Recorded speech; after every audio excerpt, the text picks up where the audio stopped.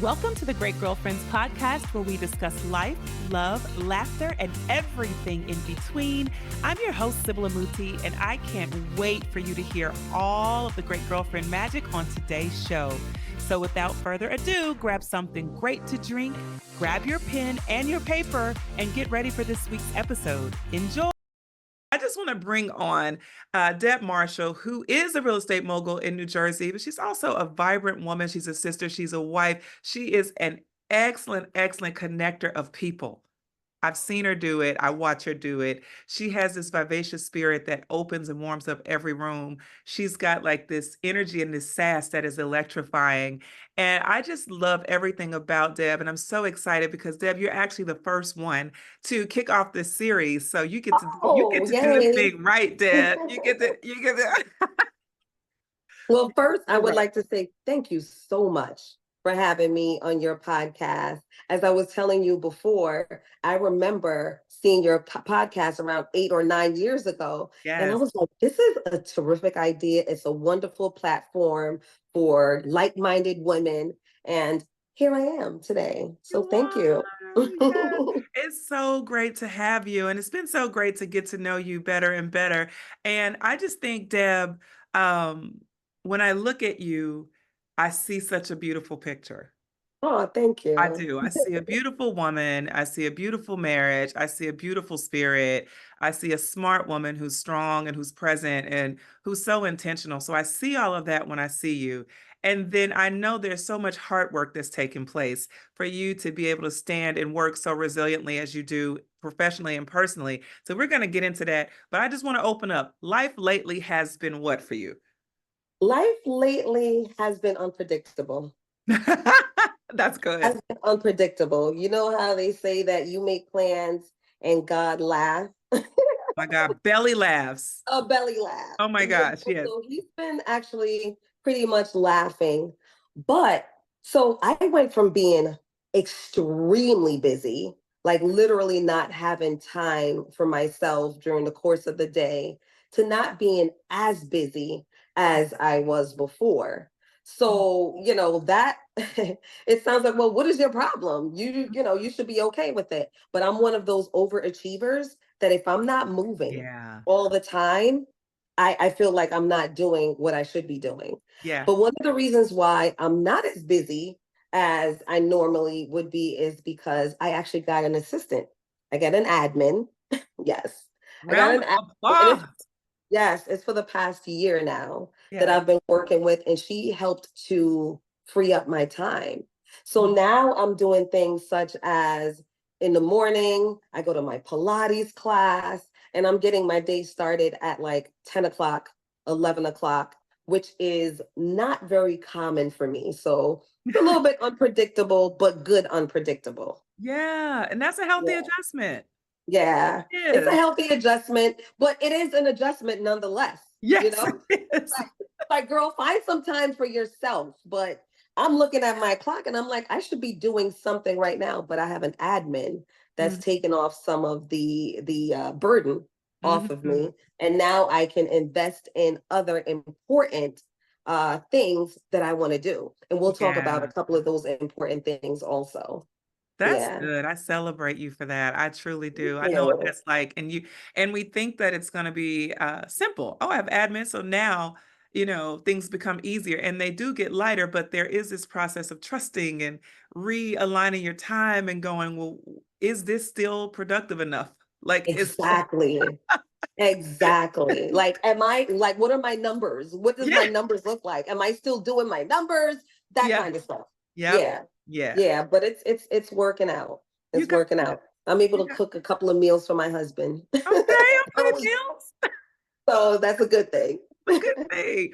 So Deb, if I were to say, who are you, Deb? What would you say to me? Who are you, Deb Marshall? So who am I? Well, Deb Marshall so I carry the legacy of my mom.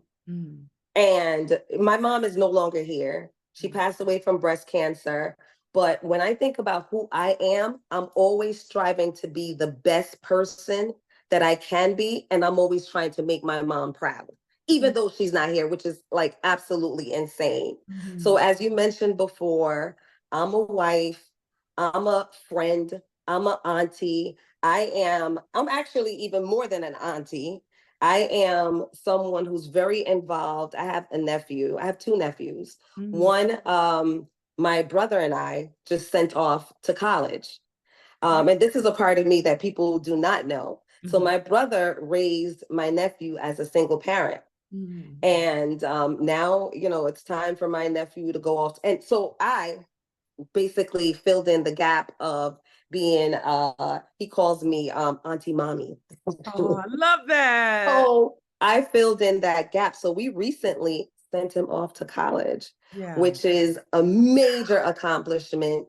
And me not being a mom and the way that my heart is just bursting with pride and happiness is just like, it's overwhelming. So I think about you guys who are moms. I'm like, wow, Mm-hmm. this is an amazing feeling. So Yeah. I'm an auntie, I'm a godmother, I'm a wife, as I mentioned. The entrepreneur side of me takes a lot of my time. So I'm an entrepreneur, just trying to learn how to balance it all. Yeah. That's who I Yeah. am. Yeah. That Yeah. balance piece is a constant work in progress. I also have a nonprofit breast cancer awareness organization. And Wow. my nonprofit breast cancer awareness organization has been around for 18 years now. My mom has been gone for 18 years. It's called the Yvonne McCalla Foundation Incorporated. Mm-hmm. And most recently, since I have been able to free up some time, I have been able to delve back into YMF Inc., which is Yvonne McCalla Foundation Incorporated. So I've been able to delve back into doing some work that I absolutely love. So when you ask, who am I? I'm also an advocate. Mm-hmm. Yeah. Prior to becoming a real estate agent, I was a social worker. Oh, And wow. yeah, I was a social worker and I trained social workers throughout the state of New Jersey. I trained them on how to work with families, children and families. Yeah. So that's what I did as a living. So I actually took it into the field of real estate. Yeah. Hence why I really think that that's one of the reasons why I am successful in the business, because real estate is not just about the money for me. Mm-hmm. It's about, the people that I meet. It's about making sure this is one of their biggest investments. Mm-hmm. If they are purchasing, this is probably going to be the biggest investment that they purchase. So Mm-hmm. I understand the importance of it. And when I first purchased my first property, I knew absolutely nothing Wow. about real estate. And I even went through the entire process without knowing what I needed to know. So a part of who I am is an educator. So Mm-hmm. here I am, social worker, training social workers throughout the state of New Jersey, becoming a real estate agent, and I'm still an educator teaching my clients on the real estate process, whether they're Wow. purchasing or whether they are selling. So that's who I am. And the nonprofit part of me, the YMF Inc., the philanthropy part, is really, that is like my heart's work. Mm-hmm. That's something that I do because of the love of it. So Yeah. I'm actually getting back into it. I took a couple of years hiatus. Although I wasn't publicly out there working, I was still working. I Mm-hmm. was still providing services to women who were recently diagnosed with breast cancer. But it just wasn't public. And I wasn't doing any fundraising events or, the things that I normally would do for the organization. But now I'm getting back into it. So I'm Nice. really excited about that. Yeah, me Yeah. too. I love Yeah. that piece. That's wonderful. I Yeah. wonder, Deb, inside of your name and your being is a lot of titles and hyphens and commas because you have given yourself permission to take on whatever you are passionate about. I even hear pivots in there between from you going as from your work as a social worker into real estate. So I hear Right. you taking chances and betting on yourself throughout your journey. And even in doing that, making sure you have room to advocate for others and encourage others to do the same, be it on yourself to heal or overcome breast cancer, or grow awareness, or advocate, or invest in supporting, giving equity in that experience. So I want to know, how do you bet on yourself, Deb? How do you do it? How do I bet on myself? Yes. I just know that I am a very committed person. I'm a very committed person. Anything that I put my mind to, it is going to be successful. So, like, even me getting a little bit more involved now with my organization, that's also a mind shift for me too. Yeah. So I bet on myself because I know that whatever I put my hands on, whatever I'm committed to, is going to be successful. Mm-hmm. Yeah. So keeping in mind that what I'm hearing you say is, when Deb does it, it's going to be done well. So it's going to be done well.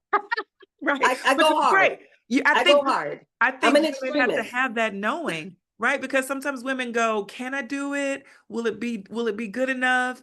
And what I'm hearing you say is, when Deb does it, whatever it is, if Deb is a mind shift, or if Deb is raising funding, or if Deb is investing in real estate, or if she's nurturing her family, her nephew, whatever it is, it's going to be done in excellence. So it's going to be done in excellence. That doesn't give you fear when it's time to pivot. It gives you courage to know that your pivots will always be good pivots, right? Yes, but there's still always a feel of, okay, now I got to jump into it. Now I have to do this. Now I have all of these responsibilities. Am I still going to be successful? There's always there's always a little bit of fear there. Mm-hmm. However, one of my mentors said to me that the fear that we have, she said, never lose it, because that fear that we have is what actually push us to be great.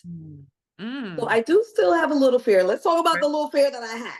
Yeah. Leaving my 9-to-5 job, I was making pretty decent money.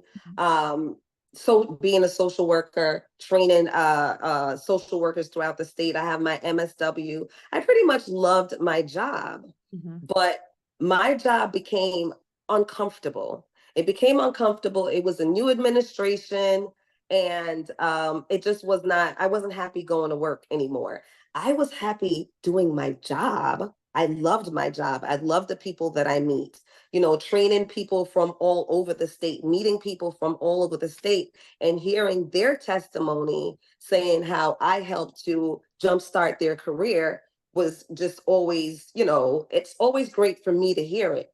However, I decided to leave my social work job and become a full-time real estate agent. So can you imagine the fear that might have been?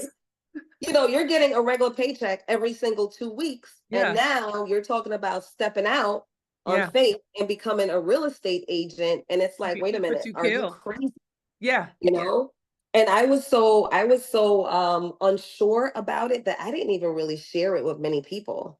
My husband knew, and maybe around about 2 friends. Two friends, that's it. Even family members. I did not tell them that I was going to venture off into real estate. But another reason why I ventured off into real estate is too, because I also had a terrible real estate agent when we purchased this house, my husband and I. So we purchased our home. Our real estate agent was absolutely, he was terrible. And one day, my husband and I How bad was he? He was terrible. He was terrible. There was absolutely, he was just terrible.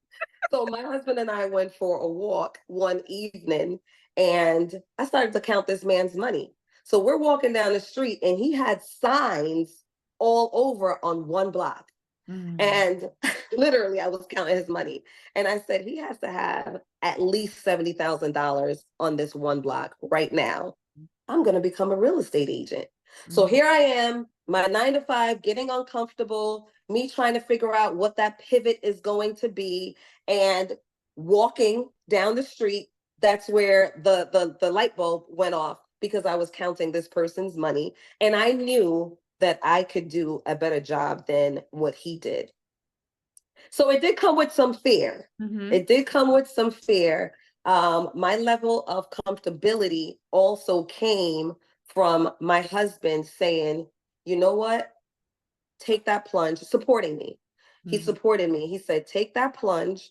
I will make up the difference from what you're not making, but I want you to focus on your real estate 100%. So that's exactly what I did. I took the plunge. I focused on my real estate 100%. The very first year that I started to do real estate full time, because I started part time first. Okay. I started selling real estate part time, but I was doing full time numbers. Wow. I came out literally like blazing from the very beginning. Wow. And I absolutely loved it. So that's the secret sauce too. I tell people, like, do not do anything that you do not love, even if it's a job. For entrepreneurship, you're an entrepreneur. You know what it is when you're not making the money that you're used to making because you're just having a bad month. You better still love this job, because the love for the job is what's going to keep you going. Yeah. Sure. I love that, Deb. Wait, so full-time numbers on a part-time schedule that means that you got out there and the market was ready to receive you. The market was ready to receive and you worked hard. So tell me some of the principles. If you had to name your top 3 principles for working successfully or integrating successfully into real estate, because there's a woman that's listening who's on the edge of sending that resignation email, right? She's like, and she just needs to know that she has it on the inside of her. What are some of like those core principles or values that you used to transfer into real estate and to sustain yourself? Consistency. Oh, girl. So consistency is the first thing. Yes. Because you can be good, excellent at what you do, but if you're not consistent, then you're not going to be successful. So when I talk about consistency, I'm talking about having a schedule, waking up at a certain time, consistency and discipline. So waking up at a certain time, which takes the discipline when no one else is up, and putting that full-time work in from 9 to 5. And for me, when I first started, there was no end time. I would start working in the morning and I would still be working at 10 o'clock at night. I remember one time my husband told me, he said, you're going to be a successful single real estate agent. because that was my warning. Because I was so laser focused on doing what I needed to do. And I was so very disciplined. So consistency, discipline, and hard work. And also that drive, that believing in yourself. Those are the tenets that I live by, and it's been working for me thus far.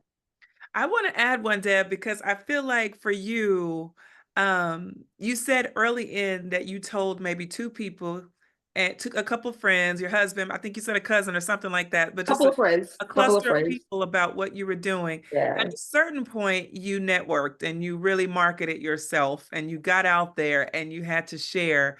Was that, okay, go there. Yeah. That's key. Yeah. That is key. And I train real estate agents from all over. And that's one of the things that I tell them. I tell them, you cannot be a secret real estate agent. It's all about, who's in your contacts. It's all about who's in your Rolodex, and utilizing and networking and getting out there, not just networking, but also supporting other people also. So that's another thing I would also add, that supporting networking and supporting other people as well, because they will in turn support you. That's right. That's right. So, okay, so you become a real estate agent and you're selling homes. I'm sure you observed some buying behavior, some emotional responses, or just some thought process that you observed from maybe women who were some of your clients early in and even now up to date. So I want to know, because we have a plethora of women who are either thinking of owning real estate, maybe they're owning, maybe they're looking to buy multiple properties, maybe they're coming out of a relationship and they are severing ties and they need to get new property, but there's still those connections. Maybe they're in a family home, maybe they inherited real estate and they're not sure what to do with it. I want to know what you observed in women that you think we need to know about ourselves. Show us our blind spots. So what have you seen that we don't know we do when we do what we do with you? We need to bet on ourselves. And Okay. I was the same person too. Like when you're talking about such a large investment, like Yeah. we hold on. We hold on to our money, you know, Yeah. because we're afraid to let it go. We're afraid that this investment may not work for us. And I find that that's a lot of women that I work with.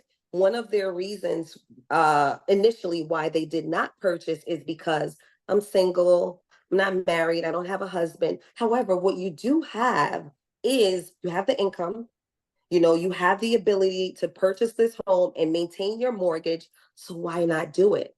You know, so many women are apprehensive because they think that they can't do it alone. No, you can do it. And for some women who are married, you know, of course, you know, you have your spouse, it gives you more comfortability, it gives you another income to fall back on. But I find that women, specifically single women, you kind of got to give them a little bit more of a push Okay. to invest in real estate. And in real estate, I always say that that's an investment that you will always have. Mm-hmm. You will always have it. So, you know, if for any reason you need to sell at any given time, you can sell and you'll still have some kind of equity in your home, hopefully. The Mm-hmm. way that the market has been going, I mean, amazing for the past. I've been in the business for 9.5 years, Oh, wow. and no one I have known has lost equity yet. Mm-hmm. So just bet on yourself and just, you know, educate yourself too. Educate yourself, find you a real estate agent that's not going to just, you know, have a checklist, but a real estate agent that's going to educate you throughout the entire process. And that's the kind of real estate agent that I'm committed to be because again, when I purchased my very first property, I was not married. I knew absolutely nothing. And I was literally feeling my way through the entire process, and it wasn't a good feeling. I mean, it was a great investment. I still own that property to today that I'm renting out. And that's what I mean when I say that real estate is like insurance, Yeah. you know, Yeah. because if times ever get hard and I feel that I need to pull some equity, I can pull some equity. Or if I feel that I ever need to sell that home, I can sell that home. Mm-hmm. So, you know, the apprehension that we feel as being single women, go ahead and do it. When I did it, I was single. Mm. So Yeah. you have a population of listeners, we have right now who are entrepreneurs, Mm-hmm. who may not have the consistency in Yes. income on a monthly basis, may have a net value at end of year, right? But may not necessarily have the consistency in income, or, on paper may not look as stable as they would have if they were in a traditional 9 to 5 career. What would you say to that woman who is like, but Deb, I got a little situation? Listen, plan your reserve. Plan your Yeah, reserve. One of the things that, you know, as entrepreneurs, we have an amazing month.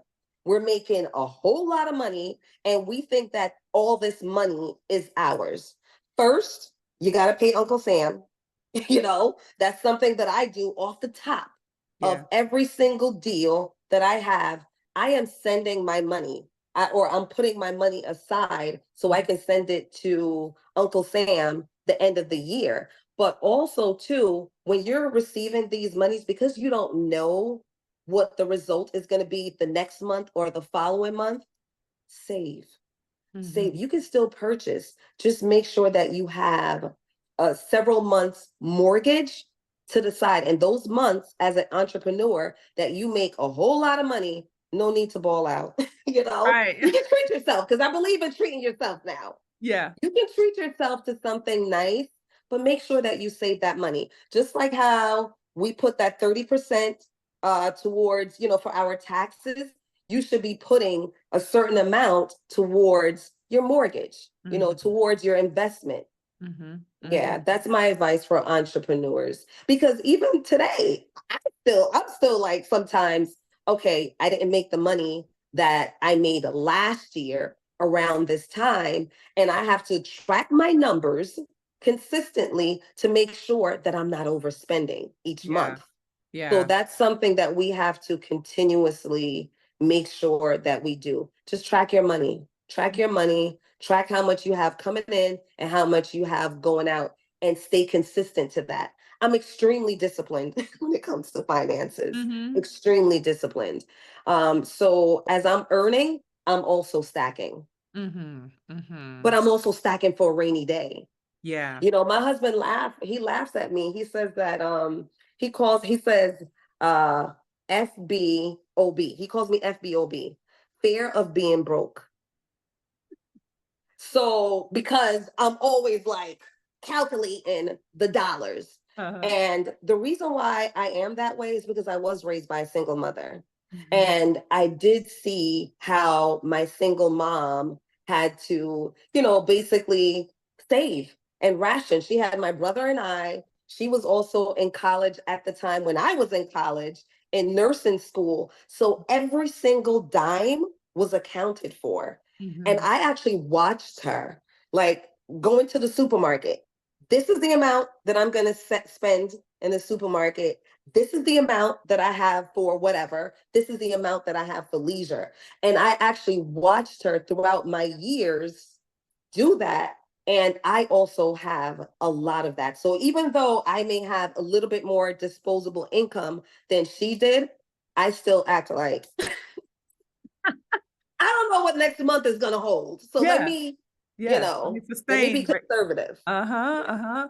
That's Yeah. good because, I think with social media right now, um, social media applies this pressure for people to not live conservatively because they don't look like everyone else on social media. They don't look like they have the things, or they don't look, that competitive spirit rises up. Even in real estate, I feel sometimes people may not want to purchase because they can't qualify to purchase at the level that they want to. So Right. it keeps them from really making that investment. And even Right. specifically on the East Coast, where, New York, New Jersey area, I feel like there's so many people who get caught in the rent cycle because if you come from out of state and you start to, you adapt yourself to the East Coast, you automatically probably renting in New York, or maybe you're renting in New Jersey, and people get trapped in that cycle. And Yes. so of trying to keep up, but not being able to prepare for those big choices. And what I try to point out to people too, I mean, I'm pretty sure that you have friends, we have friends that their rent is a mortgage. Yeah. Their rent is a mortgage. Like I know people that are paying $4,000 a month, on their Yeah. rent, nice luxury living, but for $4,000 a month, you can own and still have equity. That's your investment. That's Mhm. something that, it's going to over the years, it's going to work out for you in the long run. But if you're Mhm. investing $4,000 every single month in a rental property, you're walking away with absolutely nothing. Yeah. With Mhm. absolutely nothing. Mhm. And I've spoken to people that say that they prefer the lifestyle. So I live in this expensive building where we have a gym downstairs, Yeah. we have a movie theater, it's beautiful, concierge, it's absolutely beautiful and it's great. But what is your return on your investment? You Mhm. know? Mhm. Mhm. Sometimes the return on the investment is just happiness too, though. Yeah. So if that makes you happy, then that's Yeah. fine. I'm not even talking about, if it makes you happy, that's great. But if we're Mhm. talking about investing and, planning for our future, planning for retirement, we got to be smart about it. Yeah. And real estate is one way to actually make sure that you get a return on your investment. Mhm. So, Deb, I love this, and I think it's so special because this is the motivation, the encouragement that thousands of listeners probably needed today. They probably needed just this little like nudge to go, girl, you really can do it. I know you probably thought you couldn't, and maybe it looked like you couldn't because the way you're showing up on paper. But if you start to reformat the way you show up on paper and your mindset around how you get to that, um, ownership space, it's possible. And or Mm. if you're in a career space and you felt stuck, how Deb did it. Deb Yeah. consistency and discipline. Deb used hard work, and Deb used connection and relationship. She supported other people. She created community around herself that could support her in return. And that made space, padding for her to grow. I think that was so big. And then there was tentacles around your marriage, Deb, where you really plugged in with your husband. You shared your vision with you guys were on a walk when this light bulb moment happened. So y'all were actually on a little date, little day date. Yes, yes.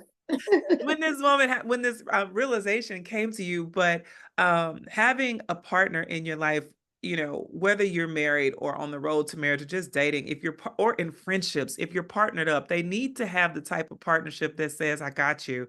I got Yes, you. I'll figure out how to support you while you're going through this season, because I believe that this season is going to take you somewhere you've never been before. Because look at you, yes, Deb. Like I'm like, yes. so And I gotta be honest with you. If my husband was not there supporting me, I yeah, don't know if I would have took that. I don't know if I would have taken that plunge. yeah, yeah, So definitely for the women who are listening and they're like, oh, well, you have a husband that's supporting you. I know for a fact because medical insurance is something that is 100% important to me. yeah, Again, my mom passed from from breast cancer. So yeah. I want to make sure that I always have medical coverage. So I was able to go on to his medical coverage. Mhm. And honestly, that's what gave me the extra push that I needed. As long as I was covered medically, and of course, he would make up the difference if I Yeah, needed, some kind of assistance. It made me feel so much more comfortable. So you're yeah, going to have women that they're going to say, well, well, I'm not married. And you're saying that I should take the plunge and I should put systems in place, put some things in place so that you can plan your escape from that 9 to 5 job, or you can plan to purchase that home. mhm, Put plans in place. mhm. Deb, Yeah. one last question for you. You know I could keep you all day, girl. I feel like we're on Mhm. the boat right now, just kick back talking. But what Mhm. would you say to the woman who's listening, who has heard all of this, right? She's heard everything you've said. She's heard me. She's been a listener for a long time, and she still feels disqualified from opportunity. She still feels like everyone else gets the opportunities and she doesn't. And maybe she feels ready to quit. What would you say to her right now? Surround yourself with a team. Surround yourself, whether it's family members, people that are not going to be the naysayers. Because Right. remember, I told you that I didn't tell a lot of people that I was going to do real estate full time because Yeah. I knew that people are going to say, "What? You're quitting your good state job?" Are you Uh-huh. kidding me? Uh-huh. But get your team. Get your team of supporters together, let them know what it is that you plan on doing and see how they can help to support you.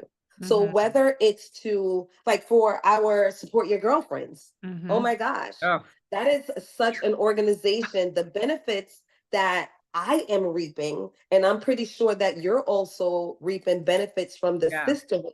Surround yourself with a circle of like-minded people that are going to help to propel you, going to help to push you to just do better. And that's what I do.